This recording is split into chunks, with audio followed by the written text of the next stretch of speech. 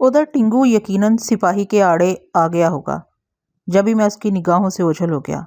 इस स्ना में जुमरू इर्द गिर्द के लोगों को धकेलता हुआ पूरी ताकत से मुझे खींचता घसीटता बाहर ले आया। मुझ पर राशा तारी था। हंसी दूर आ जाने के बाद जुमरू ने मुझे एक दुकान के चबूतरे पर बिठा दिया और हाँपने लगा। उसने मुझसे एक लफ्ज़ भी नहीं कहा, बस मेरी कमर थपकता रहा। उसके कुछ कहने की जरूरत ही नहीं थी। सब कुछ जुबान ही से तो नहीं कहा जा सकता। अब मुझे खुद एहसास हो रहा था कि ये कोई वक्त नहीं था। हमें जल्द से जल्द अस्पताल जाने की तदबीर करनी चाहिए। टिंगू हमसे बिछड़ गया था, लेकिन हमें चबूतरे पर कुछ ही देर हुई होगी कि वो हमें ढूंढता हुआ निकला। उसे देखते ही जुमरू उठ गया। टिंगू किसी से मालूम करके आया था कि इन्हें डॉक्टर शिवराम के अस्पताल ले जाया गया है और ये अस्पताल यहाँ से ज़्यादा दूर नहीं है। जुमरू दुकानों के पिछवाड़े के एक गलियारे में दाखिल हो गया। ये आम गुजरगाह नहीं थी, मगर बाहर निकलने के लिए यही करीबी रास्ता था। अब जुमरू की एहतियात मेरी समझ में अच्छी तरह आ रही थी। सरेदस्त यहाँ से दूर हो जाना ही बेहतर था। सीधी गली में सिपाहियों के ताकुब का अंदेशा था। इस वक्त तो वो अपने साय पर भी शक कर रहे होंगे। मजमा में अफरा तफरी हो जाने से हमें रल मिल जाने का मौका मिल गया था, मगर ज़रा सुकून होने पर उन्हें हमारी जुस्तजू लाजमन होनी चाहिए। सीधे रास्ते हमें देखने वाला कोई शख्स भी पहचान सकता था और रास्ते का पत्थर बन सकता था। गलियारे में अंधेरा छाया हुआ था। चंद ही कदम बाद हमारे जूते कीचड़ में लथड़ गए। हर तरफ गली सड़ी चीज़ों की बू फैली हुई थी। कूड़ा करकट की वजह से ज़मीन भी नाहमवार थी। हम अंधों की तरह राह टटोलते हुए चलते रहे। मुझ में उन्हें मशवरा देने की हिम्मत भी नहीं थी। मेरी वजह से उन्हें इस रास्ते पर आना पड़ा था। हमें रास्ते का इतना नहीं था जितनी देर हो रही थी, लेकिन देर तो और भी लग सकती थी। अगर जुमरू मुझे वहाँ बरवकत थाम न लेता तो क्या होता? फिर वहाँ से इतनी आसानी से निजात न मिलती। आगे चल के जुमरू को भी अंदाज़ा हो गया किस तरह दूर तक चलते रहना मुमकिन नहीं है। जैसे ही इमारतों के दरमियान एक तंग गुजरगाह नजर आई, जुमरू उसी तरफ मुड़ गया। वहां से सामने पुख्ता सड़क दिखाई दे रही थी, लेकिन जब तक टिंगू ने आगे जाके सड़क का जायजा नहीं लिया, हम वहीं छुपे खड़े रहे।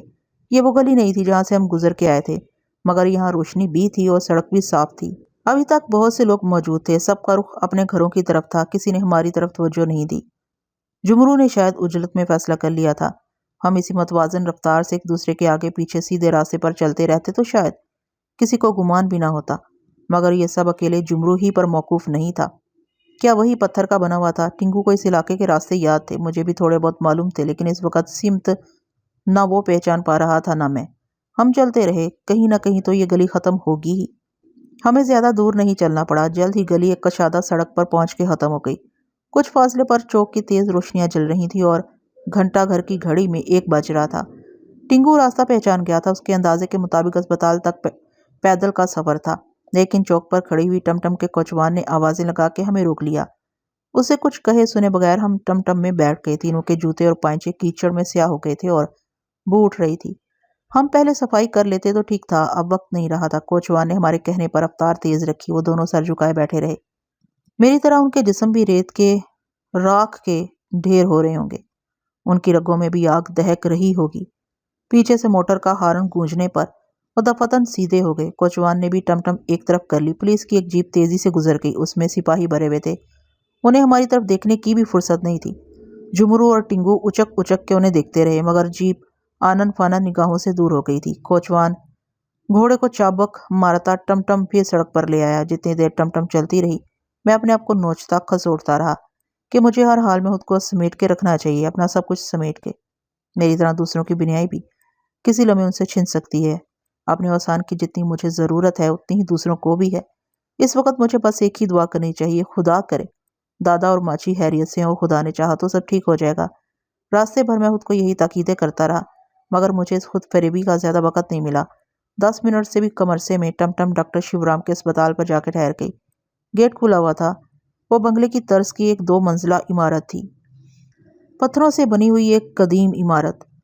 गेट पर दरबान पहरा दे रहा था। उसने हमें रोकना चाहा, लेकिन जुमरू ने अंदर पुलिस के पास जाने का उज़्र किया। दरबान ने ज्यादा पसोपेश नहीं की। जुमरू को वहां पुलिस की मौजूदगी का पुख्ता यकीन था। अस्पताल के हाथ में कदम रखते ही मेरा दिल बैठने लगा, जैसे कोई मुझे धकेलता घसीटता ले जा रहा हो। मैं उन दोनों के साथ कदम बढ़ाता रहा। फुलवारी और इमारत के दरमियान घूमते हुए पक्के रास्ते से गुजर के हम खास दरवाजे तक पहुंच गए। कॉरिडोर के आसपास खुली जगह पर पुलिस की कई मोटरें खड़ी थीं और ऊपर सामने के कशादा और रोशन दलान में कई बंदूक बरदार सिपाही मौजूद थे। हम सीढ़ियां तय किया ही चाहते थे कि उन्होंने हमें ठहर जाने का हुक्म दिया और एक सिपाही ने करीब आकर धुतकारते लहजे में हमसे पूछा कि हम कहाँ जाना चाहते हैं। जुमरू ने उनसे तस्दीक चाही कि क्या पीरू और माची दादा को यहीं लाया गया है। वो उनसे हमारा ताल्लुक पूछने लगा। जुमरू ने झिझकते हुए खुद को उनका अजीज बताया। हमें देख के सिपाही की आंखों में चमक उभर आई थी। उसकी नजरें मुसलसल हमारे पैरों पर भटक रही थीं। इससे पहले कि वो कोई और सवाल करता, मैंने उससे दादा का हाल पूछा। जवाब देने की बजाय वो लपकता हुआ इमारत के अंदरूनी हिस्से में चला गया। चंद लम्हों में वो नमूदार हुआ तो उसके साथ एक पुलिस ऑफिसर भी था। दोनों तेज तेज कदमों से हमारी तरफ आए। पुलिस ऑफिसर वही सवाल दोहराने लगा जो सिपाही पहले कर चुका था। फिर उलझी हुई आवाज में बोला, वो अभी अंदर डॉक्टर के पास है। कि क्या कैसे हैं वो लोग? मैंने लड़खड़ाती जुबान से पूछा। अभी कुछ नहीं बोल सकता, उसने सपाट लहजे में जवाब दिया। क्या क्या हम अंदर जा सकते हैं? क्या करेगा तुम जाके? उसके पेशानी पर शिकने पड़ गई। फिर उसे कुछ ख्याल आया। नागवारी से कहने लगा, ठीक है तुम अभी बैठ के थोड़ा इंतजार करो। उसने सिपाही से कहा वो हमें अंदर ले जाके बिठा दे। ये कहते ही वो चला गया था, मगर जाते जाते लौट आया और हुक्मिया लहजे में हमसे बोला कि उसे हमसे ज़रूरी बात करना है और इतला दिए बगैर हम वापस ना जाएं। सिपाही ने हमें दलान से मुल्हे के कशादा और रोशन कमरे में पहुंचा दिया। जैसा कि मेरा ख्याल था, वो तीनों वहां मौजूद नहीं थे, विट्ठल, शामू और मार्टी। हम एक तरफ कोने में रखी कुर्सी पर बैठ गए। सिपाही वापस चला गया। कई मिनट गुजर गए, किसी ने हमारी खबर नहीं ली। कमरे के साथ ही शायद कोई राहदरी थी जहां से लपकती छपकती चापें और मुस्तरबाना सरगोशियां सी सुनाई दे रही थीं। कमरे से राहदरी में खुलने वाला दरवाज़ा भी वहाँ था। मैं उस तरफ जाके राहदरी में देखने की बजाय अपने आप को जकड़े बैठा रहा, मगर मेरा दम घुट रहा था। गीता और पीरू की बीवी रानी की सूरतें बार बार आंखों के सामने आ जाती थी। अभी 2 घंटे पहले ही तो मैं उन्हें उनके घर छोड़ के आया था। गीता दादा से जिद कर रही थी कि उनके साथ घर क्यों नहीं चल रहा। दोनों कैसी मुतमईन और खुश खुश घर लौटी थी। उनके ख्याल से मेरा दिल होलने लगता। खुदा दादा को सलामत रखे। मेरी जिंदगी वैसे भी किसी काम की नहीं, काश ये दादा को लग जाए। मैं वहां बैठा बस दुआएं करता रहा, इसके सिवा मैं कर भी क्या सकता था। जुमूर और टिंकू की आंखें दरवाजे पर लगी थी। दरवाजे पर जरा सी आहट होती तो दोनों चौंक पड़ते। कोई भी अंदर नहीं आया था। लगता था पुलिस ऑफिसर और सिपाही हमें यहाँ बिठा के भूल गए हैं। दीवारी घड़ी में 1:30 बज रहा था। वैसे हमें यहाँ आए ज्यादा वक्त नहीं हुआ था, लेकिन वक्त तो घड़ी पर नहीं, आदमी पर मौकूफ है। आदमी पर कैसा गुजर रहा है। ये चंद मिनट हम पर पहाड़ के मानित गुजरे थे। फिर मुझसे ऐसे बेदस्तो पा किसी माजूर मफलूज की तरह ना बैठा गया। मैं उठ के सीधा राहदरी में खुलने वाले दरवाजे की तरफ बढ़ गया। वो एक राहदरी ही थी, गली जैसी। इस सिरे से उस सिरे तक दोनों जानिब कमरे बने हुए थे। वहाँ बहुत से लोग मौजूद थे। सफ़ेद गाउन में अस्पताल के मुतहरक अमले के अलावा पुलिस ऑफिसर और सिपाही। पहले मैंने सर निकाल के बाहर का जायजा लिया। विठल, शामू और माटी के चेहरे दूर तक दिखाई नहीं दिए। यहाँ इन्हें ज़रूर होना चाहिए था। यकीनन वो किसी कोने या किसी और कमरे में होंगे। मैं दरवाजे से बाहर आ गया। फिर जैसे ही पहलू के कमरे से मुझे एक उम्र रसीदा डॉक्टर निकलता नजर आया, मैं छपट के उसके सामने जा खड़ा हुआ। वो जल्दी में था, ताहम उसने रुक कर कबीदगी से पूछा, क्या बात है? मैंने दबी दबी जुबान में उससे दादा और माची के बारे में मालूम किया। हम कोशिश कर रहे हैं, लेकिन अब दुआ की ज़रूरत है। दुआ करो मेरे बेटे। वो मुझसे माजरत करता हुआ राहदरी में चला गया। मैं उसे देखता रह गया। मेरी सांसें सीने में अटक गई थी। दरमियान में किसी सिपाही ने आवाज़ें दे के मुझे ठहरने का हुक्म दिया था, मगर मेरे डगमगाते कदम तेजी से उस तरफ बढ़ते रहे जिधर डॉक्टर गया था। चंद गज के फासले पर मुझे ठुठक के रुक जाना पड़ा। राहदरी के बीच में बने हुए बेजुए इदारे के दाएं हिस्से में झमगट्टा सा लगा था। नर्सें, अस्पताल के अमले के लोग एक बंद कमरे के गिर्द मंडला रहे थे। वो पुलिस ऑफिसर भी वहां मौजूद था जिसने मुझे, जुमरू और टिंगू को कॉरिडोर में रोका था। कमरे की चौखट पर सुर्ख बत्ती चल रही थी। इसी कमरे में वो दोनों होंगे। उस पर ऑपरेशन थिएटर की तख्ती भी नस्ब थी। मेरे दिल में बस यही आई कि दरवाजे के पहरेदार को हटा के सीधा अंदर दाखिल हो जाऊं। बाद में चाहे मुझे धक्के देकर बाहर निकाल दिया जाए। दादा कैसा भी नाराज हो, कितने ही गुस्से में हो, मेरी आवाज़ सुन के उसका चेहरा हमेशा खिल उठता है। वो मुझे अपनी गीता की तरह अजीज रखता है। मैं जाकर उसे गीता और रानी का वास्ता दूंगा। शायद मेरी आवाज़ उसका हौसला बहाल कर सके। मेरी सूरत उसके वजूद के अंधेरे में कोई किरण साबित हो। आदमी भी तो आदमी की दवा होता है। मेरी सदा पर वो ऐसा गाफिल नहीं रह सकेगा। वो कितनी बार मेरी खातिर अपनी जान दांव पर लगा चुका है। इस बार मैं उससे ज़िंदगी मांगूंगा। मुझे किसी ताहीर के बगैर अंदर जाना चाहिए। मैं डॉक्टर से आजिज़ी कर लूँगा। सिर्फ चंद लम्हों के लिए उसके पास जाने की मोहलत दे दें। और रुपये पैसे की कोई फिक्र न करें। मेरे पास धन दौलत की कमी नहीं है। अब्बाजान के पास बेशुमार नादर और नायाब हीरों का खजाना है। डॉक्टर जो चाहें उसमें से ले लें। बस किसी तरह दादा का होश वापस ले आए। विठल भी नजर नहीं आ रहा। वो कहाँ चला गया? कहीं वो अंदर तो नहीं है? उसे तो दादा के सराहने ही होना चाहिए। मेरे दिमाग में कुछ नहीं आ रहा था। मैं अंदर दाखिल हो जाता मगर दूसरे ही लम्हे वो तीनों मुझे नजर आ गए। एक कोने में कमरे की दीवार के साथ लगी कुर्सियों पर विठल, शामू और मार्टी सर झुकाए बैठे थे। एक पुलिस ऑफिसर भी उनके करीब बैठा कागजों पर कुछ लिख रहा था। इतनी सी देर में वो तीनों पहचाने नहीं जा रहे थे। बिखरे हुए बाल, सूजे सूजे चेहरे, कपड़ों पर खून के धब्बे। उन्हें इस हाल में देख के मेरी रही सही हिम्मत भी जवाब देने लगी। मैं उन्हें आवाज देते देते उनकी तरफ जाते जाते रह गया। उसी वक्त मार्टी और शामू ने मुझे देख लिया, जैसे उन्हें भी मेरा इंतजार था। वो उमड़ते हुए मेरी तरफ बढ़े और आगे आके मुझसे चिमट गए। मार्टी हुड़कने लगा। उसकी सिसकियों से मेरा सीना कट रहा था। मैं उसे क्या दिलासा दूं? उसकी कमर थपक के चुप कराऊं? क्या करूं? जुबान की तरह मेरे हाथ भी ऐंठ गए थे। एक नादार दूसरे नादार के आगे, एक तही दस्त दूसरे तही दस्त के सामने हाथ फैलाए तो दूसरा क्या करे? शामू को जाने क्या हुआ। वो मार्टी को उसी वक्त मेरे पास से ले गया और उन्हीं कुर्सियों पर जाके बैठ गया। मैं वहां अकेला रह गया। मैं अकेला ही खड़ा रहा। ज्यादा देर नहीं गुजरी थी कि चौखट की सुर्ख बत्ती बुझ गई और दरवाजा खुलने पर कई डॉक्टर एक दूसरे के आगे पीछे बरामद हुए। उनकी पेशानियों से पसीना फूट रहा था। उन्हें देखते ही सब उनकी तरफ लपक पड़े। बिठल को भी मैंने कुर्सी से उठते देखा। फिर वो सब मेरी निगाहों से ओझल हो गए। मैंने भी उनकी जानिब बढ़ना चाहा था, लेकिन मुझसे एक कदम भी ना चला गया। एक लम्हे के लिए शोर सा उठा, फिर हर तरफ खामोशी छा गई। इस सन्नाटे का मतलब मेरी समझ में बाद में आया कि वो दादा और माची के बारे में फैसला सुना रहे हैं। मेरा सारा जिस्म धड़कने लगा था। ऐसा कैसे हो सकता है? नहीं नहीं, या तो ये लोग पागल हो गए हैं, या सब मेरी आंखों का झूठ, मेरे दिमाग का फतूर है। अभी चंद घंटे पहले के जीते जागते आदमी इस तरह कैसे जा सकते हैं? मेरे जी में आई कि मैं जोर जोर से चीखूं, अपना सर दीवारों से फोड़ लूं, या पुलिस ऑफिसर से तमंचा छीन के सबको गोली मार दूं, इस जगह ही को आग लगा दूं। मगर मुझसे कुछ भी ना हो सका। उन्होंने डॉक्टरों के लिए रास्ता छोड़ दिया था। मैं बुत की मानित खड़ा उन्हें दिखता रहा। वो आहिस्ता आहिस्ता मेरे सामने से गुजर गए। आदमी अनासर का मरकब है तो हवास से भी इबारत है। बेहवासी भी एक किस्म की मौत है। मैं भी कुछ देर के लिए मर गया था, अंधा हो गया था, क्योंकि मेरी इस्तात यही थी। काश ऐसे ही रहता। मेरे हवास कभी ना जागते, मेरी आंखें बंद ही रहती। ये आर्जी मौतें तो आदमी के लिए और अजाब है। मार्टी मेरे सीने से लिपट कर रोने लगा तो मुझे एहसास हुआ कि मैं कौन हूँ और सामने के कमरे में कौन बेहिस्सो हरकत। मार्टी मुझसे चिमट चिमट के रो रहा था और वही सुइयां मेरे तन बदन में फिर चुभने लगी थी। क्या वो दोनों इतने अकेले, इतने बेवकूफ हैं कि उनके लिए यूं आसानी से हुक्म सादिर कर दिया जाए? पहले भी कई बार मेरे सीने में गरज उठी थी कि मुझे सीधे पाड़े जाना चाहिए। उस कुत्ते के लिए चाहे मुझे इस सिरे से उस सिरे तक बंबई के एक एक पाड़े जाना पड़े। वो कोई भी हो और कितने भी हो, मैं इन्हें मोहलत नहीं दूंगा। दादा का खून ऐसा आर्जा नहीं कि इतनी देर लगे। उन्हें मालूम होना चाहिए कि दादा और माची के सिर्फ अपने हाथ पैर ही नहीं हैं, उनके अनगिनत हाथ पैर हैं। दादा और माची के ख्याल ने अब तक मुझे रोके रखा था, अब तो कुछ भी नहीं रहा। अब किस बात का इंतजार है? मुझे तो उसी वक्त निकल जाना चाहिए था। मेरी रगों में खून सनसना रहा था, इससे पहले कि विठल और सब यहाँ से चल पड़े और मुझे भी उनके साथ जाना पड़े। मुझे निकल जाना चाहिए, वरना वो मुझे नहीं जाने देंगे और मेरा जिस्म इसी तरह जलता रहेगा।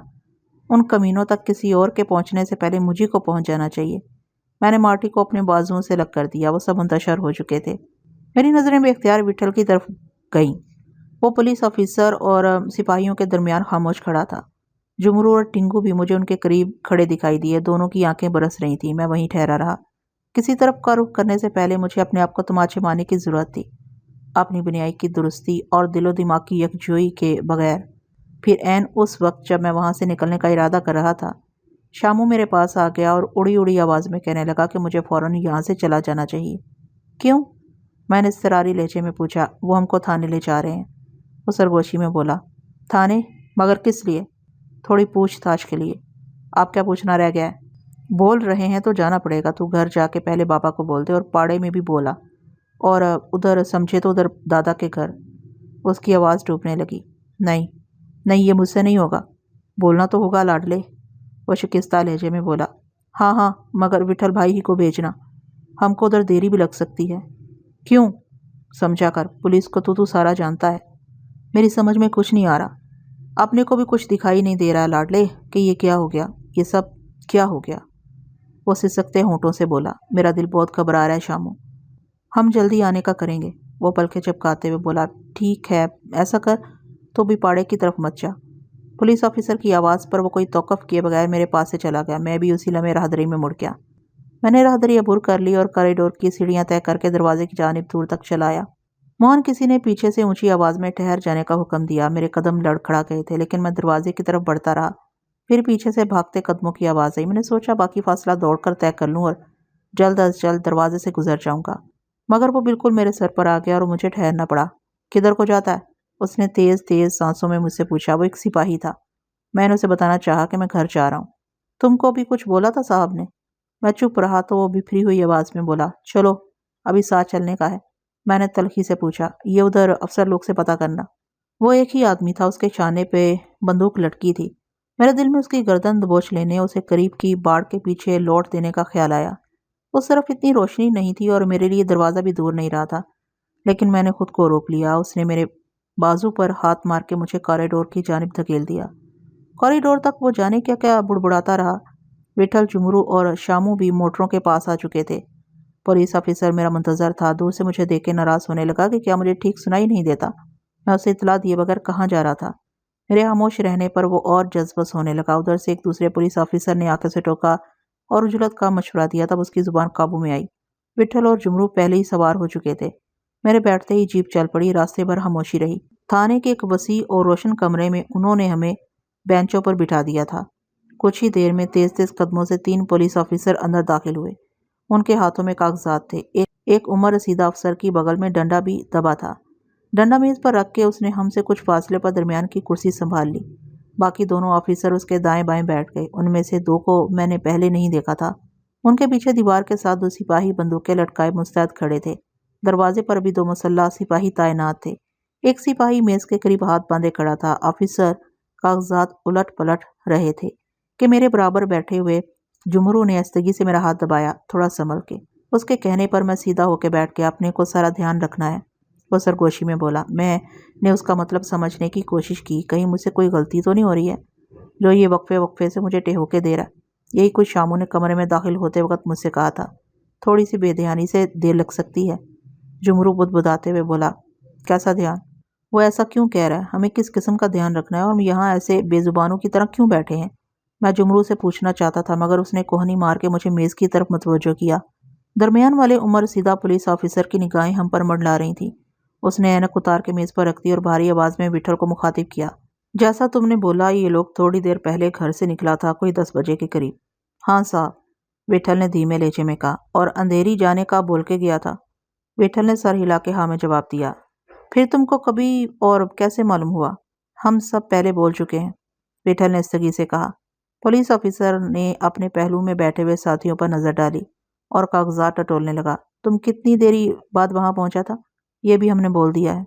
बाईं तरफ वाले अधेड़ उम्र ऑफिसर की फैली फैली आंखें विठल पर जमी हुई थी। उसने निस्बतन नरम आवाज में कहा, कोई बात रह गई हो तो याद कर लो, हमको बोलो, याद आने पर जरूर बोल देंगे। विठल भिनभिनाती आवाज में बोला, किसी नतीजे पर पहुंचने के लिए पुलिस को तुम्हारी मदद की जरूरत पड़ेगा। हमको खुल के बताओ भी, तुम्हारे ख्याल में कौन लोग इनका दुश्मन हो सकता है? अपने को पता होता तो पहले उधर ही जाते। वो कानून का काम है, हमारा काम, और हम इन्हें खोज लेगा। उन्होंने किन लोगों पर हाथ डाला है हम भी जानता है। उधर सिपाही लोग ने उसको पहचान लिया। वो पीरू दादा है। सिर्फ दादा ही नहीं, बोलो। हाँ, अधेड़ उम्र ऑफिसर जल्दी से बोला, सबसे बड़ा दादा, हमको मालूम है, 1 नंबर का दादा।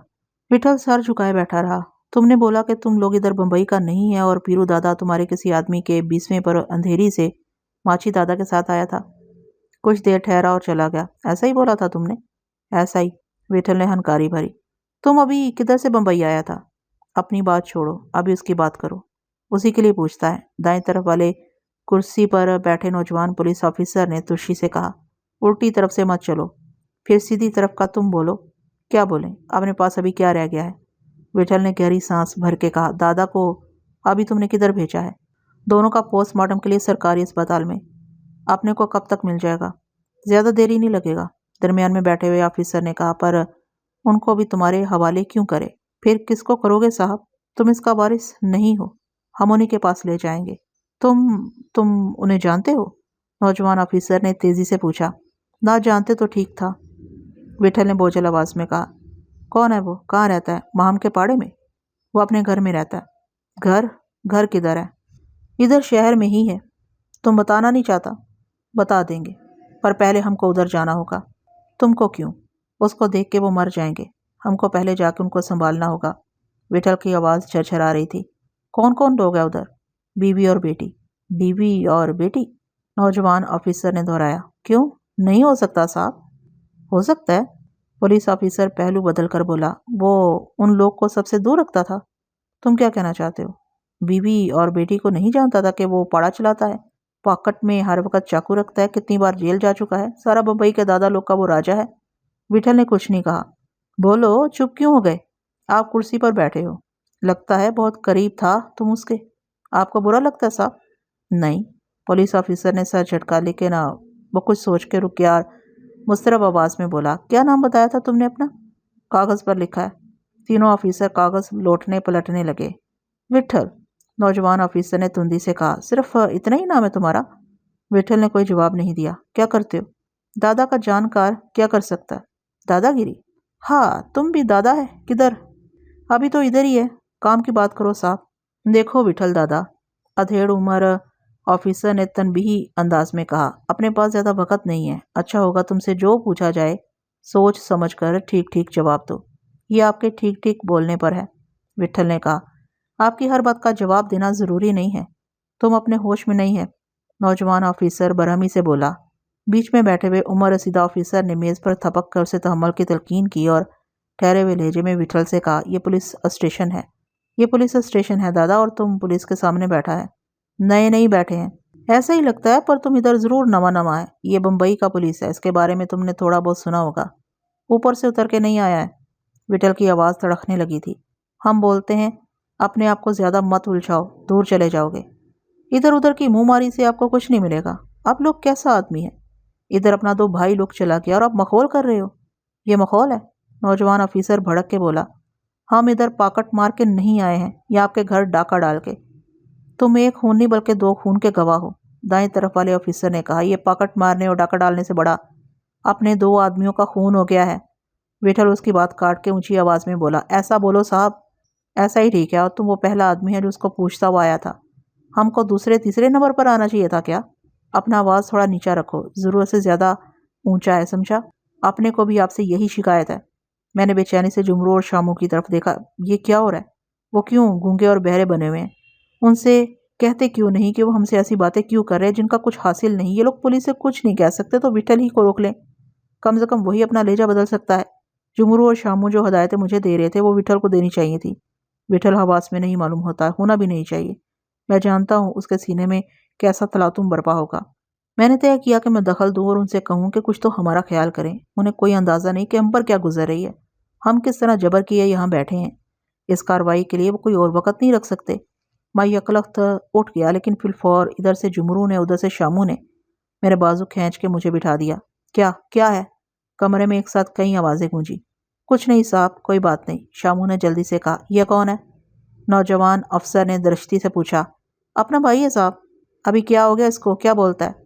कुछ नहीं साहब, आप अपना काम करो, शामू ने माजत ख्वाना लहजे में कहा और कतराई हुई आवाज में मुझे समझाने लगा।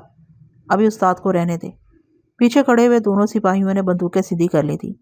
दरवाजे पर तैनात सिपाही भी आगे आ गए थे। तीनों ऑफिसरों की निगाहें देर तक मुझ पर मरकूज रहीं और फिर नौजवान ऑफिसर ने नागवारी से कहा, कोई और कुछ बोलना मांगता है?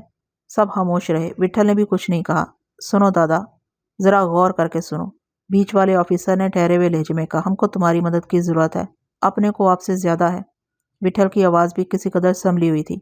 हम करेंगे, अगर जैसा तुम बोलते हो। हमको भी दुख है कि तुम्हारे दो आदमी मारे गए हैं। हमें बताओ कि वो इधर करीब में पीरू दादा और माछी दादा से किसी का दंगा फसाद तो नहीं हुआ था? अपना मतलब है कि तुम्हें किसी पर शक हो तो साफ साफ बोलो। पुलिस अपना काम करेगी, वो जिधर भी है पुलिस से दूर नहीं है। आपको सारा बोल दिया है। हम दादा की सूरत देखने पीछे आते, दादा से पहले उस हराम के तुखम का क्रियाक्रम करते। तुमको इसकी इजाजत नहीं है। तुमसे अभी क्या बोला है कि इसके लिए हम मौजूद हैं। हम किस लिए इधर बैठा है? आपको देर लगेगी साहब, और हमको ये रास नहीं आती। इसका मतलब ये भी लिया जा सकता है कि तुम खुद वहां पहुंचना चाहते हो, इसलिए हमको कुछ बताना नहीं चाहते। आप ठीक समझते हो, अपना हिसाब है। पता होने पे भी हम आपको तकलीफ नहीं देंगे। हम तुम्हें ऐसा नहीं करने देंगे। आपका काम बाद में शुरू होता है, बोलोगे तो बाद में आपके पास आ जाएंगे। तुम गलती पर है, हमारा काम पहले भी शुरू होता है। हम तुम्हें अभी को इधर रोक सकते हैं। आप किस किस को रोकोगे? तुम सबको, हम तुम सबको रोक सकते हैं। और उधर जो बेगिनती के बैठे हैं उधर उसकी बोली लगाने वाले थोड़े नहीं, आप समझते हो दादा ऐसा अकेला इतना सस्ता था? विठल ने सर्द लहजे में कहा। और इधर कौन सी दीवार पर लिखा है कि आप हमको ऐसे रोक सकते हो? रोक सकते हैं, अधेड़ उम्र ऑफिसर करखती से बोला। अपने पास बहुत अधिकार है, एक नहीं कई चार्ज लगा के। तुम जो ऐसा बेलगाम बोल रहा है, यही चार्ज लगा के होने वाले खून खराबे की रोकथाम के लिए। पुलिस को तुम पर शक है, ऐसे भी रोका जा सकता है। कितने दिनों तक? जब तक तुम्हारा दिमाग ठिकाने पर ना आ जाए और हम किसी ठीक जगह ना पहुंच जाए, जब तक ठीक आदमी का गर्दन पे अपना हाथ ना पहुंच जाए और जब तक तुम पे अपना शक दूर ना हो जाए। तुम नहीं जानता अभी तुम पे शक करने को कितना कितना पॉइंट बनता है। तुम इधर बंबई का रहने वाला नहीं है। बंबई पुलिस तुम्हारा आगा पीछा भी एकदम नहीं जानता। दादा तुम्हारे घर से लौट रहा था और रास्ते का टाइम का तुमको अच्छी तरह पता था। दादा का जान पहचान वाले में तुम सबसे पहले पहुंचा था। तुमको सबसे पहले खबर मिला, जबकि तुम उधर दूरी पर घर में बैठा था। उधर गोली का आवाज भी नहीं पहुंच सकता, समझा? हमको भी सारा छानबीन करना पड़ेगा कि तुम। विठल चुप बैठा रहा। नौजवान ऑफिसर गुस्से से बोला, ऐसा नहीं है, आप बादशाह हो साहब, शक करने को अपने आप पर भी कर सकते हो। उधर हमारे चले जाने से पहले वर्दी वाले लोग पहले गए थे, बंदूक भी उनके पास थी और दादा से रटा भी माँ के। विठल के मुंह से कुछ निकल जाता, उसने अपने होंठ भींच लिए और बिखरी हुई आवाज में बोला, पता चलने पर हम घर में बैठे उंगली चटखाते रहते? ऐसा नहीं होता साहब, आप नवे नवे ऑफिसर नहीं हो और आपसे अपनी बाप दादा की दुश्मनी का उधार नहीं है। आप ऐसा नहीं करोगे। थोड़ी बहुत अपने को भी ऊंच नीच की जानकारी है। आप 4 दिन में तसल्ली कर लोगे, 10 दिन में, साल भर में। सवाल करना आपको ही नहीं आता, अपने को भी आता है, और जो अपने को नहीं आता वो उधर किराए के आदमियों को आता है। हर्जे हर्जे का पूरा हिसाब टके सिर मिल जाते हैं, उल्टा पड़ जाएगा। तुम हमको धमकी देता है? नौजवान ऑफिसर चीखते हुए बोला, आप ठीक बोलते थे साहब, ये बंबई की पुलिस है। विठल ने जहर हंस से कहा, हम लोग बिल्कुल नहीं जानते थे, आगे अभी और जान लेगा। आप भी कुछ जान लोगे। मेरे कपड़े पसीने में भीग गए थे। अब मेरी समझ में खूब आ रहा था कि जुमरू और शामू बार बार मुझे क्यों टोक रहे थे और विठल ने जुमरू और टिंगू को गली के सिरे पर मुझे रोक देने के लिए क्यों भेजा था और शामू मुझे अस्पताल से निकल जाने को क्यों कह रहा था। वो यही कुछ कहना, यही सब बावर कराना चाहते थे जिसका मुझे कुछ ख्याल ही नहीं था। मैं भूल गया था कि हम उस शख्स से निस्बत के मुद्दई हैं जो पाड़े का आदमी है। पाड़े का आदमी तो पाड़े का आदमी होता है, जिंदा रहने पर भी, मर जाने पर भी। दादा का सबसे बड़ा हवाला पाड़ा है। उसके पुरसाने हाल को भी इसी हवाले से बरतना चाहिए। मुझे बिल्कुल ख्याल नहीं रहा था कि हम यहाँ दाद रसी के लिए नहीं, जवाब तलबी के लिए लाए गए हैं और हमारी आंखें, हमारे चेहरे हमारे हाल की शहादत नहीं होंगे। वो ऐसी बातों पर यकीन नहीं रखते, उनके घरों में शायद कभी मौत नहीं आती। अधेड़ उम्र ऑफिसर कुछ कहना चाहता था कि दरमियान वाले ऑफिसर ने हाथ उठाकर उसे मना कर दिया। वो तीनों सर जोड़े एक दूसरे से आधी अंग्रेजी आधी हिंदुस्तानी में बातें करते रहे। उनकी सरगोशियों का कोई कोई लफ्ज मुझ तक पहुंच रहा था। तीनों बहुत मुस्तरब और मुश्तैल नजर आते थे। जब तक वो आपस में गुफ्तगू करते रहे, विठल भी साकित बैठा रहा। खासी देर बाद उमर रसीदा ऑफिसर ने सर उठाया और झिझकते हुए बोला, दादा, अब तक हमने तुम लोग के साथ बहुत नरमी किया है। लगता है तुम ये जुबान नहीं समझता। तुम मजबूर कर रहे कि हम अभी दूसरी जुबान में बात करें। हम ऐसा नहीं चाहता, पर इधर ना तुम अपनी मदद कर रहे ना हमारी। हम साफ बोले, ऐसा करके तुम हमारे शक को घटाने के बदले और बढ़ा रहा है और अपने लिए बिल्कुल अच्छा नहीं कर रहा। विठल ने अभी कोई जवाब नहीं दिया था कि मेरे पास बैठा हुआ जुमरू यकायक खड़ा हो गया और जलती हुई आवाज में बोला, माई बाप, किसी के घर में आग लगे आप उल्टा तेल छिड़कते हो। शक का मतलब है हमने उसको मारा है। वो हमारी जान था, हम अपने आप को मारते क्या? फिर हम आपके सामने बैठे होते, बंबई से 100 मील आगे ना बढ़ गए होते। हवा भी ना लगती आपको और आप कैसी मदद को बोलते हो? चाहते क्या हो आप? हम आदमी का नाम छुपाते हैं कि अपने को छुपाते हैं? हम उल्टा सीधा किसी तरफ उंगली उठा दे या आपको बोल दे कि हम खून नहीं, हम कुत्ता है, हमने अपना खून किया है। आप कैसे पुलिस वाले हो जो आदमी को नहीं पहचानते? लगता है बस चोर उचक्कों से पाला पड़ा है। अड्डे पाड़े का आदमी कभी देखा नहीं आपने? आप इधर रोक के क्या कर लोगे? हमारा सूली पर चढ़ा दोगे? माँ कसम, अभी आप दादा का नाम लियो, सूली तो देर की बात है। अपने पास चाकू है, हम अभी अपने सीने में ना उतार ले तो अपनी माँ का जना नहीं। एक बार बोल के देखो, 2 गए हैं, अभी तीसरा चला जाएगा, फिर तसल्ली हो जाएगा आपका कि दादा अपने लिए कौन था। मरने से हम नहीं भागते, रोज मरते हैं, रोज जिंदा होते हैं। मौत तो साली अपनी जेब में पड़ी रहती है। अपने को मालूम है किसी दिन ऐसे बीच रास्ते में ही आएगी। आप ज्यादा से ज्यादा मौत की सजा दोगे। मौत की सजा इससे बड़ी नहीं है जो अभी आप दे रहे हो। वो हमारा बाप था, हमारा भाई था वो। आप अपने पे किसी भाई, किसी बाप को मारने का शक करते हो? आपका कोई रिश्ता नाता किसी से नहीं है क्या? अपनी ऐसी हवारी कभी नहीं हुई। जुमरू की आवाज सारे कमरे में गूंज रही थी। तीनों ऑफिसरों से घूरते रहे, किसी ने कुछ नहीं कहा। जुमरू का गला बैठ गया था। वो हलक में घुटी हुई आवाज़ से बोला, हमको बोलो साहब, अभी आप खुद कौन सी ज़ुबान समझते हो? आप कैसे जानोगे कि? थोड़ा ठहर के।